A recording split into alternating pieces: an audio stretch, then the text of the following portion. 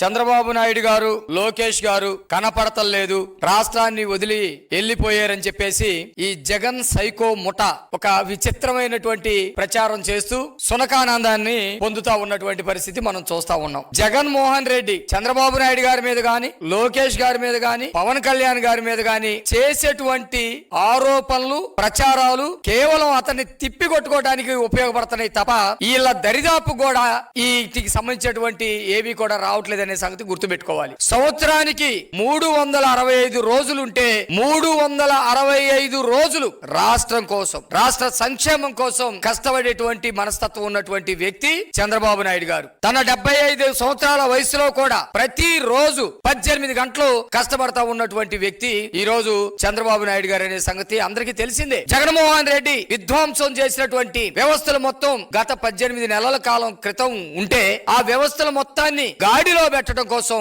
రోజుకి 18 గంటలు నిద్రపోకుండా రాష్ట్రాన్ని గాడిలో పెట్టడం, వ్యవస్థల్ని గాడిలో పెట్టడం, రాష్ట్రంలో సంక్షేమాన్ని ముందుకు తీసుకెళ్లటం, రాష్ట్ర అభివృద్ధిని ముందుకు తీసుకెళ్లటం రాష్ట్ర ప్రజలు గమనిస్తా ఉన్నారు.